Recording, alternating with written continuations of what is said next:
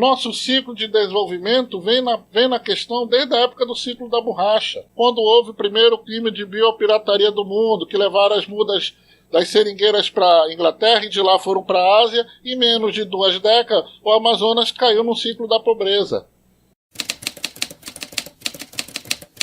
E surgiu de novo, né, na época do governo militar, com a criação da Zona Franca de Manaus. Com o intuito de quê? Como está lá no Decreto-Lei 288, que criou a Zona Franca de Manaus, de criar um polo de desenvolvimento longe dos grandes centros consumidores, né, para trazer para o norte a geração de emprego e renda, mas numa visão em que o governo deixa de arrecadar para as empresas virem aqui, se instalarem, crescerem e gerar o emprego e a renda.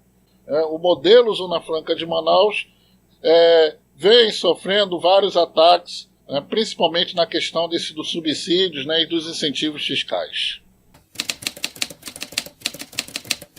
Os ideais dessa equipe econômica são neoliberais, da menor presença do Estado na economia, com a maior participação da iniciativa privada, porque temos a questão do modelo Zona Franca de Manaus, das diferenças regionais. Essas diferenças regionais, elas são gritantes. Não tem como comparar o crescimento do sul e do sudeste com a região norte. Região essa que precisamos desses incentivos. Mas em 52 anos fizemos o quê? Tivemos inúmeros planos de governo. Cada governo fez o seu plano, né? Terceiro ciclo, Amazônia, Zona Franca Verde, e assim vai. Mas não fizemos, né, os planos de Estado, que tinham que ter sido feitos. Para cada governante dar continuidade a esses planos, essenciais para o crescimento de novos ciclos econômicos, novas alternativas econômicas, como o turismo, como a questão do desenvolvimento do setor primário, como o polo naval. Essas alternativas que não fizemos, infelizmente. E tem aí esse novo desafio do nosso governador Wilson Lima, com a sua equipe, que eu acredito que, aproveitando essa tendência até pelo próprio governo federal, do ministro da Economia, o Paulo Guedes, de começarmos a desenvolver essas novas matrizes econômicas para nos tornarmos menos dependentes do modelo Zona Franca de Manaus. A situação do déficit ele já vem não só do governo Wilson Lima, como de governos anteriores. O Estado em si, ele tem que ter os controles das suas contas, mas ao mesmo tempo o Estado ele é obrigado, por prover vários serviços, ele é obrigado, e ele sempre vai ficar em uma situação deficitária na questão do caixa.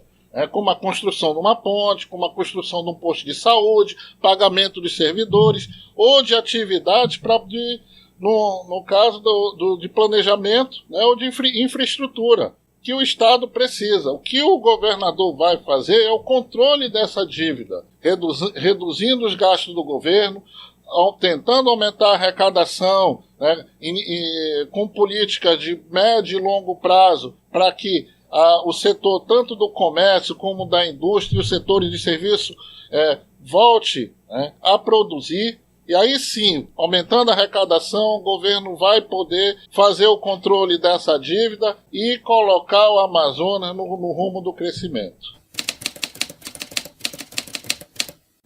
Então, até para a gente ver para esse novo governo, para esse novo ministro da Economia, a questão da reforma tributária. Ela vai por fim nessa guerra fiscal, né? Vai determinar a questão de Zona Franca de Manaus para que o Estado possa crescer, sem ter que ficar disputando com outros estados. É uma questão política? Sim, é uma questão política. Mas também o Brasil todo tem que entender que nós, amazonenses, também temos o direito a crescer, a educação, a saúde, todos os direitos que estão na Constituição. E não pela questão da preservação. Sim, preservação é importante, mas também não podemos ficar linkados somente à preservação. Precisamos da 319, precisamos sair do isolamento e precisamos gerar emprego e renda. Isso que é importante.